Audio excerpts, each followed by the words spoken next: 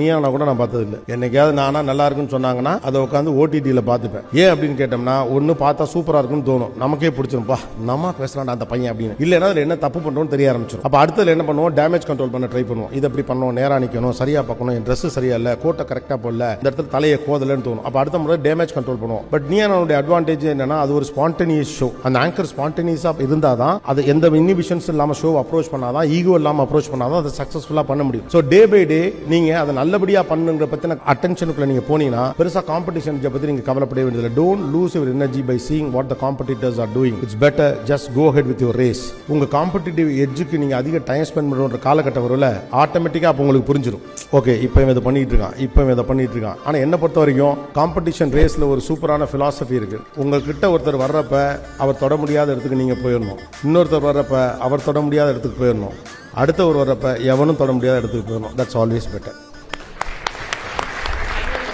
அதாவது வந்து நிறைய ஷார்ட்ஸ் அண்ட் ரீல்ஸ் வந்து இப்ப பெருகிட்டு இருக்குங்கிறத பார்க்க முடியுது. ஒவ்வொருத்தர் பேசுறது வந்து ட்ரெண்ட் ஆயிட்டே இருக்கும்.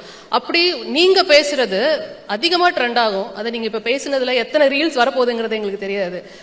உங்களோட ப்ரிப்பரேஷனோட சக்சஸ் அங்கதான் இருக்கு. அந்த ப்ரிப்பரேஷன் எப்படி ஸ்டார்ட் ஆகுது அப்படின்னு தெரிஞ்சுக்கலாமா? Preparation is a day to day process. It's not a one day thing. But ஆனால் ஒரு சீரியஸ் ப்ரிப்பரேஷன் இல்லாமல் ஒரு ஷோ பண்ணக்கூடாது, அல்லது ஒரு பேச்சுமே பேசக்கூடாது. இது வந்து நான் காலையில் இன்னைக்கு 3 மணிக்கு வந்தேன். But still it's okay. நான் அதுக்கு முன்னாலே கொஞ்சம் ஏற்பாடுகள்லாம் பண்ணிக்கிட்டேன். அங்கங்கே இடையில பிரேக் கிடைக்கிறப்ப சோர்சஸ்லாம் எடுத்துட்டேன். ஏற்கனவே நான் படித்து வச்சிருந்ததெல்லாம் இருந்துச்சு. பட் ஸ்டில் காலைல 7 மணிக்கு ஆஃபீஸ்க்கு வந்து உட்காந்து அதை மறுபடியும் ஒரு ரீபேப்பர் பிரிண்ட் ரெடி பண்ணி அதில் உட்காந்து ஒரு 2-4 பேஜுக்கு எழுதி இதில் இருக்கிறதா நான் பேசலை. ஆனால் நீங்கள் ப்ரிப்பேர்டாக இருக்கீங்கிறப்ப ஒரு கான்ஃபிடன்ஸ் கிடைக்கும்ல, தட் மேட்டர்ஸ் அ லாட். அப்புறம் உங்கள் மைண்டில் ஒரு லைப்ரரி இருக்குது. You have to believe in your brain and உங்களை நீங்கள் நம்பணும். நமக்கு பெரிய பிரச்சனை நம்ம நம்புறதே இல்லை. தடுமாறிடுவோமோ உளறிடுவோமோ அதெல்லாம் உளரலாம் மாட்டீங்க. ஆட்டோமேட்டிக்காக நீங்கள் உங்களை நம்பிட்டீங்கன்னா அது பாட்டு கிட்டுன்னு வரும். ஆனால் ப்ரிப்பரேஷன் டே டு டே ப்ராசஸில் நடந்துகிட்டே இருக்கும். அன்னைக்கு உட்காந்து ப்ரிப்பேர் பண்ணால் ஒர்க் அவுட் ஆகுது. Preparation is everyday process. லைஃப்பில் உங்களை சுற்றி நடக்கக்கூடிய விஷயங்களை உங்களால் சரியாக கவனிப்பதற்கான ஒரு ஆட்டிடியூட் உங்கள்கிட்ட இருந்துச்சுன்னா வேர் த அதுதான் ப்ரிப்பரேஷனுக்கான ஸ்டார்டிங் பாயிண்ட் அப்படின்னு நினைக்கிறேன். ஆக்சுவலாக இப்போ தான் ரொம்ப நிறைய இருக்குது.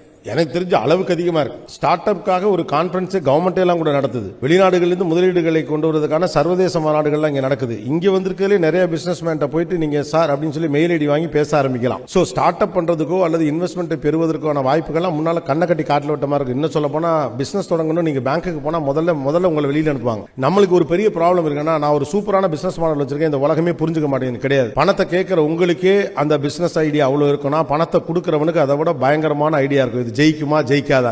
அப்ப don't expect any red carpet. உங்க பிசினஸ் அதோடைய ஸ்கோப், ஸ்கேலபிலிட்டி, சக்சஸ் மாடல் இது மூணையும் உங்களால கரெக்டா ஒருத்தர் சொல்ல முடியுமா? இப்ப நீங்க ஒரு பிசினஸ் ஐடியாவோட என்கிட்ட வர்றீங்க, என்கிட்ட 10 லட்ச ரூபாய் பணம் கேட்கறீங்க, அது 1 கோடி ரூபாய் பணம் கேட்கறீங்க, என்கிட்ட இருக்கு. நீங்க அந்த 1 கோடி ரூபாய் எனக்கு ஒரு வருஷத்துல 2 கோடி ரூபாய் ஆக்கி கொடுப்பீங்கன்னு எனக்கு தெரிஞ்ச பிறகு நான் உங்கள்கிட்ட என்ன சொல்ல போறேன்? அப்ப ஆப்போசிட் சைட்ல புரிஞ்சுக்கலாம் சொல்லாதீங்க. இதெல்லாம் லவ் பண்ற மாதிரி நீங்க தான் சொல்லணும். அந்த பொண்ணு புரிஞ்சுக்காது, அண்ணனை விட்டு அடிக்கும், பஸ்ல ஏற விடாது. அப்பையும் போயிட்டு உன்னை நான் நம்பிக்கையா வச்சு நான் என்ன நம்பலாம் பண்ணின்னு சொல்லி நீங்க தான் புரிய வைக்கணும். இது லவ். நான் அந்த பிள்ளைக்கு லவ் லெட்டர் எஸ்ன்னு சொல்லிச்சுன்னா அப்படி என்ன அர்த்தம் இருக்கு?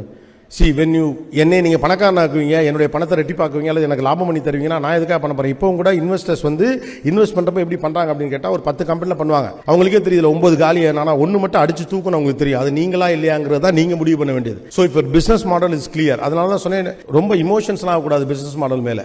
உங்க பிசினஸ் மாடல் ஸ்கேலபிலிட்டி இருக்கா, ஸ்கோப் இருக்கா, இது ரொம்ப முக்கியமானது. அப்போ பணம் கொடுக்குற ஒருத்தருக்கு நம்ம பிசினஸ் ஒர்க் ஆகாம ஒர்க் ஆகாதான் நம்மளை விட பெட்டரா தெரியும்.